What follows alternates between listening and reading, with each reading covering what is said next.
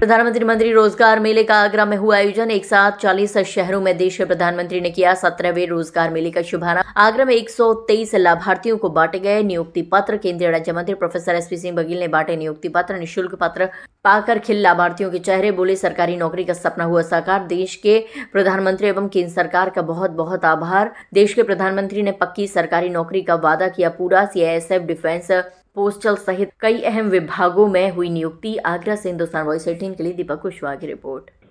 माननीय प्रधानमंत्री जी ने देश के नौजवानों को वादा किया था कि 10 लाख से ऊपर केंद्र सरकार की स्थायी नौकरियों को वो देने का काम करेंगे। उसी के तहत 22 अक्टूबर 2022 को प्रथम रोजगार मेला लगा था और उसके बाद ये 17वां रोजगार मेला है जो 40 जगह पर देश भर में हो रहा है और आज 51,000 बच्चों को नव नियुक्ति उनको नियुक्ति प्रमाण पत्र मिला है।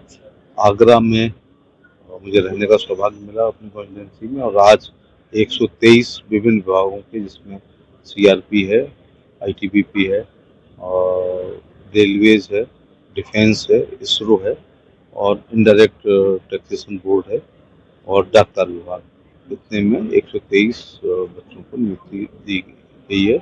और बच्चों से पूछने बताया कि 100% पारदर्शिता के साथ मेरिट के आधार पर उनका चयन हुआ है। इसलिए वो प्रधानमंत्री को धन्यवाद दे रहे हैं कि यदि इंटरव्यू रहते तो शायद उनका चयन नहीं होता, क्योंकि इंटरव्यू में सिफारिशें चलती हैं।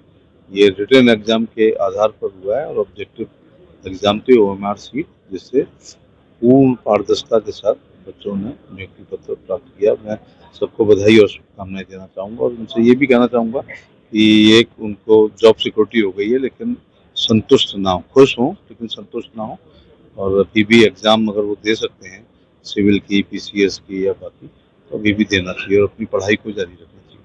मतलब ये बिहार में अभी चुनाव को लेकर के घमासान है और महागठबंधन में सपा शामिल है, लेकिन वहाँ अखिलेश जी बिल्कुल कहीं नजर नहीं आ रहे हैं। सिर्फ एक खेसारी लाल के ही उसमें वो करेंगे।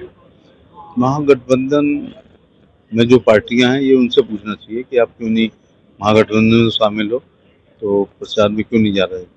ज़्यादातर ऐसा होगा कि जिनका असर नहीं होगा उस राज्य में, या कैंडिडेट की डिमांड नहीं होगी, या एनडीए की वर्किंग कमेटी नहीं, यूपीए की, इंडी गठबंधन की, तो शायद इसलिए नहीं जा रहे हैं। इसमें देखने में भी आ रहा है कि अभी टिकटों के बंटवारे को लेकर भी महागठबंधन में खींचतान चल रही है। किस तरह से देखते हैं? चुनाव से पहले भय, भगदड़ और भ्रम की स्थिति रहती है और तो टिकटों से पहले तो इस प्रकार से खींचतान जब कई पार्टियां मिलके ग्रुप बनाती हैं तो होती है, लेकिन एनडीए ने बहुत सफलतापूर्वक टिकटों का वितरण किया और सब लोग